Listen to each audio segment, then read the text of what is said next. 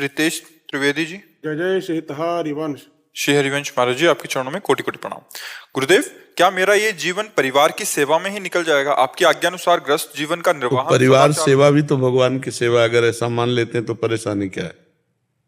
नाम जप करते हैं और भगवान की आराधना में, घर में ठाकुर जी तो विराजमान हैं, और परिवार की सेवा को भगवान की सेवा मान लेते हैं, तो उसी से भगवत प्राप्ति हो जाएगी।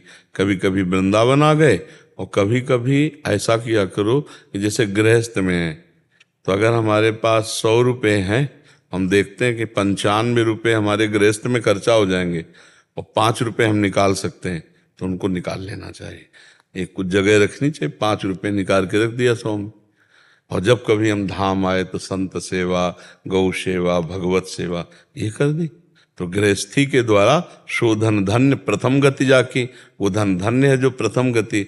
अपनी जब 20 रोटी बनी तो 2 रोटी निकाल ली, एक में कौआ पक्षियों को दे दिया, एक गाय को दे दिया। बाहर खड़े होके देखा कोई अतिथि, कोई संत ने।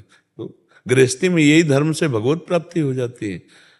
उससे कुछ निकाल लिया, और भाई इकट्ठे गृहस्थी में निकाल के लगाना हो तो धनी पुरुषों का कार्य है, लेकिन सबके पास ही अगर ऐसी सामर्थ्य ना हो तो 100 में 1 रुपया निकालता चला जाए तो एक दिन 100 रुपया हो जाएगा। तो 100 रुपया के अगर हम एक गाय को भी भरपेट भोजन पवा दिए तो हो गया, काफी है। गरीब आदमी के द्वारा थोड़ा भी किया हुआ धर्म महान फल देने वाला होता है, क्योंकि धर्म पूर्वक धन कमाता है, तो थोड़ा निकालना चाहिए उससे अपनी सामर्थ्य के अनुसार, और फिर तीर्थों में, धर्म क्षेत्रों में जाकर उसका सदुपयोग कर देना चाहिए। जैसे भोजन पवा दिया, किसी को वस्त्र दे दिए, ऐसे पशु पक्षियों को पवा दिया, तो उससे गृहस्थ धर्म में कुछ जैसे पापाचरण भी हो जाते हैं, तो उनका भी नाश हो जाता है। तीर्थ याटन करना चाहिए, भगवत धामों की यात्रा करनी चाहिए। पहले ऐसा था कि चौथी अवस्था में सब त्याग कर वन चले जाते थे, अब वन रहे कहाँ गए? अब वो व्यवस्था थोड़ी रहेगी कि हम वनवास कर रहे हैं उस तरह का, कहीं नहीं रह गया। अरे कहीं नहीं रह गया। आप देखो जितने धर्म क्षेत्र हैं सब जगह बढ़िया VIP व्यवस्था वाले, अब वो थोड़ी रह गए कि पर्णकुटी छा करके उसमें, ऐसे कहाँ रह सकते हो? तो हमें लगता है कि धर्म क्षेत्रों में कभी कभी चला जाए, 2-4 दिन रहे और अपने परिवार का पोषण करे, नाम जप करे, और 4 रोटी में से एक टुकड़ा भी निकाल कर किसी जीव को दे दे तो वही हो गया, बहुत है।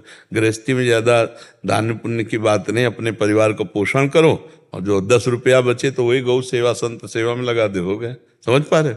हाँ, भागने की जरूरत नहीं, भगवान हर जगह हैं। गृहस्थी में, पत्नी पुत्र में, माता पिता में, परिवार में भी तो भगवान है, और उनका पोषण करने की आपको जिम्मेवारी है। तो भगवान की सेवा छोड़कर भागो तो फिर वो बात नहीं है।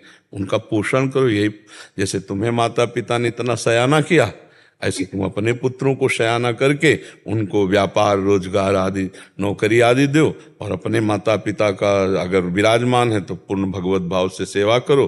फिर पति पत्नी दोनों मिलकर के महीना 15 दिन धाम वास किया, वहाँ वास किया, नाम जप किया, भगवत प्राप्ति के मार्ग में चल रहे।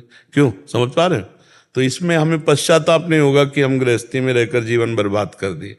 बर्बाद नहीं है, वो भी भगवान की सेवा है। अगर वो ना करे तो फिर बर्बाद है। पापाचरण करे तो बाबा जी बन के पापाचरण हो सकता है, धाम में आकर भी तो पापाचरण हो सकता है। इधर उधर निंदा करो, पापाचरण करो तो नरक जाओगे।